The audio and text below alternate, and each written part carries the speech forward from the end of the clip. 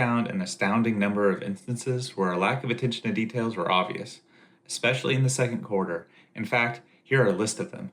And I won't go over all of them, but let's start with this third down play, and this one honestly makes me sick. We send Brooks in motion, which reveals the Lions are in man coverage. So when we snap the ball, we have a bunch of 3 receivers to the right here. Brooks runs a drag route, but his man is being washed up the field with Tolbert's go route.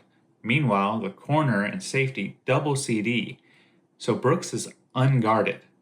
On the other side of the ball, Schoonmaker has been executing a block and release, but his route runs right into Brooks. Now, I don't know the play call here, of course, but I have to think that Schoonmaker didn't pay attention to the details, or maybe the coordinator didn't. Dak's hesitancy here is also worth noting, but really to me, Schoonmaker disrupts what could have been a big play, or maybe even a touchdown, because there is nobody even close to Brooks if Schoonmaker runs an out or a shallow drag. You can see the Lions know that this was a close one too.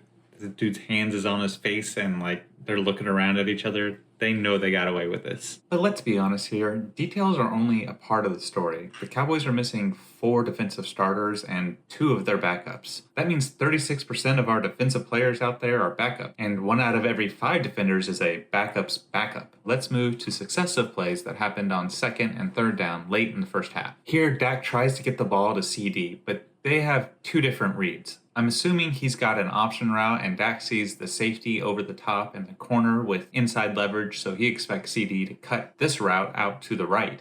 I'm not exactly sure what CeeDee sees that makes him think he can win vertically, and I guess Dak also doesn't understand, judging by these words he has for Lamb. Now that very next play is 3rd and 6, and Tolbert runs an out, but he runs it at 4 yards instead of 6, which I could understand if the corner was playing shallow, but he's got enough room to run this route 2 yards deeper. And so those 2 yards, that little detail causes a 4th down, and in this case, leads to a turnover on downs. Now in the thumbnail of this video, you may or may not have noticed a Bible verse, which reads 1 Chronicles 19:13. To give this context, the commander of the Israelite army, Joab, has found himself in a sticky situation where he has an enemy directly to his north and an enemy directly to his south. So he devises a plan and then he tells his brother, "Be strong and let us use our strength for our people and for the cities of God, and may the Lord do what seems good to him." I love this idea that when we're in a hard situation that, we can plan and we can even put tremendous effort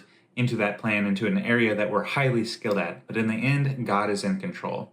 And I love Joab's faith here that he puts his life on the line and he just says, "Hey, I've done all this planning and everything, but in the end, may God do what is pleasing to him." Hey, you're pretty rare. You're still here. And that must mean that you've enjoyed this video, at least a tiny bit. And if that's you and you feel so compelled, would you consider sharing this with someone who you might also think would like this video?